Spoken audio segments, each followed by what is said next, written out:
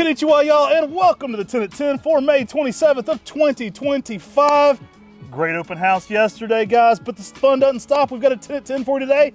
We had 10 at 10s every single Tuesday and Thursday at 10 a.m. Eastern. We got a good one for you today. Guys, today, Ojishi. This is such a cool, amazing dwarf Japanese maple. It's in that Shishigashira family, and it's super durable. Guys, it gives you that Shishigashira-like feel and a smaller habit.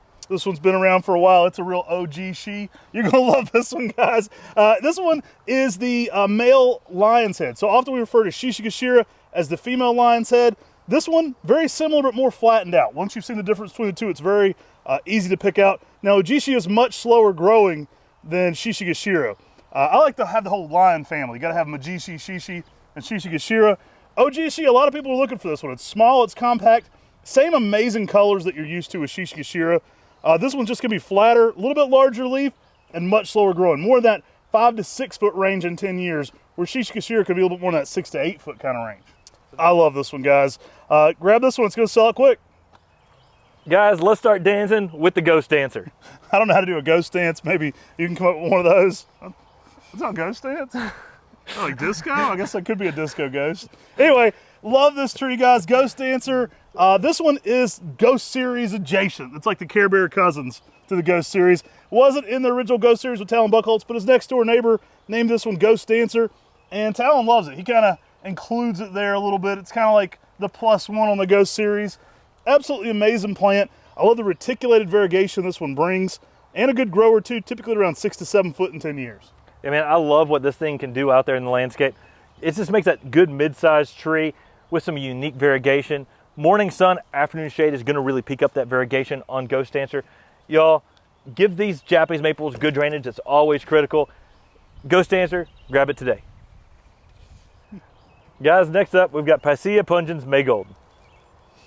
It's not too pungent, doesn't stink at all for pungens.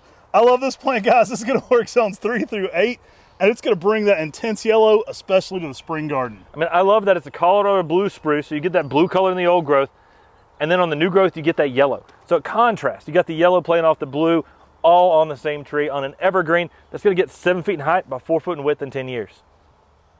So Maygold originates from Germany, guys. This one is a fun one. That spring new growth really emerges with a lot of color in the early spring. It's going to put on a splash display. The overall form of this one is a little bit more of a pyramidal shape as well, giving it a great structure to the garden. A lot of times conifers like this can kind of go out. I like to describe them as the bones of the garden. You know, especially when we're out there in like that blue garden at Buckholz, you see the conifers kind of adding the structure seasonally. So they're there spring, summer, winter, fall, you know, providing those bones of the garden. And then you can kind of fill in with more pizzazz around them. So this is a great way to add structural interest to your garden, you know, year round, and then also provide some contrast with Japanese maples. I mean, that's one of the things I love that conifers can do in a landscape with Japanese maples, is to give you that evergreen interest, where the maples often give you the changes of the seasons. This gives you evergreen interest with a little bit of change of the season with that new growth flush as well. So a great companion plant for any Japanese maple garden. Look at these sizes, they be looking good. All right, y'all, so let's bring back one of my all-time favorite conifers. It is a Buckholz introduction, Chamaecyparis nucatensis Sparkling Arrow. I love what Sparkling Arrow can do out in the landscape. It's got that narrow shape of green arrow, so it's super narrow, but then you get that sparkle, that variegation that just adds something extra out there in the garden. Y'all, this is an amazing conifer to add that verticality in the landscape, to draw it out further, but it's just a cool tree to put out there. I mean, it's just got that unique shape where it goes up, and then you make it a few arms or something towards the top. I mean, such a cool conifer with a unique shape. This one's a little extra for sure, guys. I love it. Talon Buckholz introduction, I mentioned that, but part of that Floral Wonder collection. This one takes it to the next level for sure. I mean, I love conifers that are already got that, you know, that cathedral-like appearance in the landscape. This one's got that structural interest, but then when you add variegation to it, it takes it over the top. Over the top reference there with the arm wrestling. Absolutely love it, guys. You're going to want to add this one to your garden. This one pairs so well with Japanese maples, especially because of that height and that variegation. You know, put this next to something like Geisha Gone Wild. You're going to intensify your garden while adding a ton, you know, bringing the room level up. I love taller columnar plants because you kind of bring the whole structure of the room up. Now, just like maples, conifers, they need good drainage. And this particular conifer, once it gets about 4 to 5 feet, if it starts to get a skirt down low, prune that out. You want to get all that energy going towards that verticality. Sometimes at a young age, you may get a little bit of skirt forming. You remove that, you keep that vertical interest going up. All right, Truncatum fans, we got one for you here today. Guys, let's drop these big old Griffin Dragon. Yeah, I mean, Griffin Dragon, we were down at Metro and got to meet Griffin himself. His mom was carrying him around on her back, working in the nursery. Such a cool thing. I think it might be something I have to do here at the nursery with my little guy when he gets here. You have no idea what you're getting into. You are not going to be doing that. Guys, Griffin Dragon is a more compact Acer truncatum. Keith Johansson introduction here. Very dense and full to 15 feet. This one is incredible. They're going to work zones 5 through 9. More cold tolerant and more heat tolerant in that zone 5 and in that zone 9, guys. This one's very heat tolerant. The truncatums can actually absolutely take a beating. That's why Keith kind of got these going down there in Dallas, Texas, in that Fort Worth, Texas area, guys. Durability off the charts, and still some great fall color in high heat areas. This one's typically going to be yellows with some reds infused into that. Now think of the shape as an upright Shantung maple, but very dense and full all the way up. This one is formerly known as Tarp Dragon. Yeah, this one will reach about 15 feet in height, about 15 foot in width in that 10 to 15 year kind of size frame, but dense and full. We're talking dense, rounded canopy.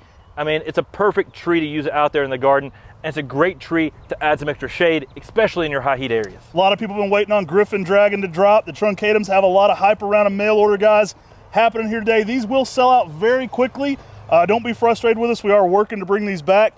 They will sell out very quickly here today.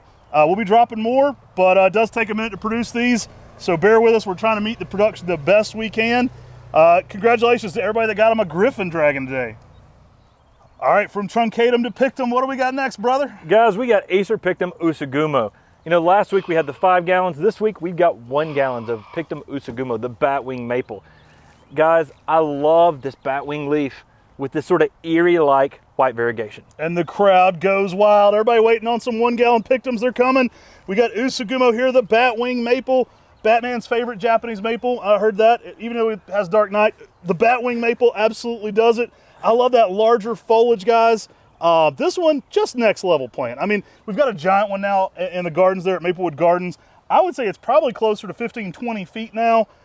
This makes a beautiful specimen. I've had yellows and oranges in the fall on this one, but really that spring color is where this one shines. Try to give it some late day shade. You can even pick that variegation up. Early morning sun, late day shade, you can get some weird pink kind of shades going on in the early spring, which is absolutely choice as well. All right, guys, let's bring back Cedar's Theodora, Bush's Electric Blue. A lot of people actually been waiting on this one. This one is a fun Cedar's Theodora. Again, as the name describes, an electric blue in the garden. These are going to work zone 7 through zone 11. So some real heat tolerant plants here today. Yeah, this has a nice pyramidal form, typically reaching about 10 feet in height in 10 years. To me, it gives some good blue color out there in the landscape. The Cedar's Theodoras, I love them because they're super heat tolerant. If you're looking for a conifer that can take the heat of the deep south, the Cedar's Theodoras, they do it in a great way. So why is it you tell people in a 10-year? You're just lying to the people about maturity. Why do you say it that way?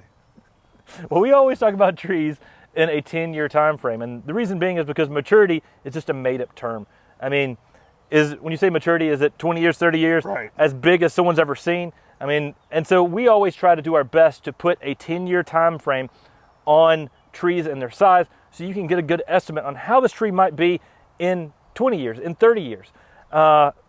Trees keep growing as long as they're alive. I mean, if they quit growing, they're probably dead.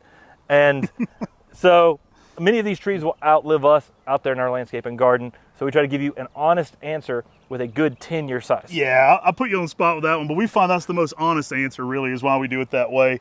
Instead of saying at maturity, which can be kind of disingenuous, like what's really at maturity, we try to give you a rural specific size, and that way it kind of helps gardeners plan a little bit more accordingly, we hope. Love this one. Grab it today. It's going to sell out some great looking 2 gallons. Maple trees! All right, guys, I'm kind of hidden away behind these giants. We've got some really good sizes and shapes in Mirosaki Kiohime. Got some great 5 gallons. Mirosaki Kiohime is a slow-growing dwarf Japanese maple with a dense, compact form. It differs from trees like Kiohime that have a little bit flatter top shape. This one is a semi-upright, but makes that toadstool appearance still.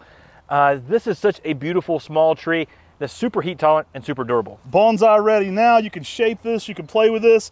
Great looking structures to them on this size, well developed. Guys, this one leaves out with a purple border to a yellowish green eye. Absolutely choice for a Japanese maple. Great for an area where you don't want a tree that gets big. We often talk about putting these in front of windows So it's great for that kitchen window where you want something that's going to stay a little smaller. You can plant these up next to the house. They will be a little bit more half moon shaped if you put them too close to the house. To get that good round structure, you want to give them plenty of room. Absolutely love it. And a next level plant, an easy one to grow, very heat tolerant. I know Bill Shell back in the day, mentor to both of us, was growing this one in a good bit of sun down in Auburn, Alabama. Always impressed with its durability.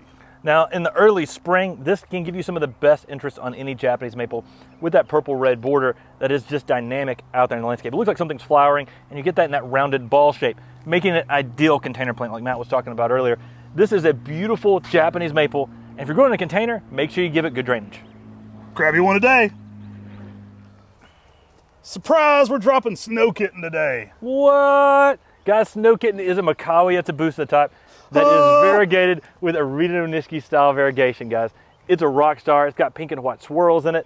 I do recommend pruning the style of variegation to really promote the best variegation on a Rita Nishiki style. Y'all, this is such a rock star with that Makawa-like habit and that unique style.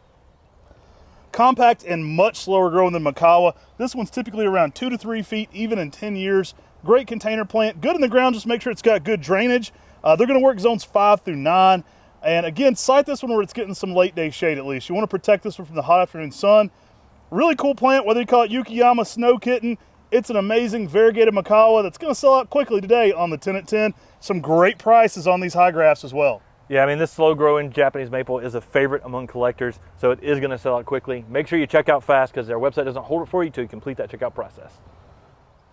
If your name is Otto, we've got the right tree for you. Ottos dissectum is a really cool tree. It was an introduction from the Henderson Research Experimental Station, and the guy who was working out there, his name was Otto. This thing has like a purple-pink kind of color new growth to it, lime green color. It's a next level underrated Japanese maple. Even if your name's not Otto, we'll still allow it. We'll like it more if your name's Otto. If I see the order come through, your name's Otto, I'll be like, perfect tree for that guy. This one though was selected for being more heat tolerant than most.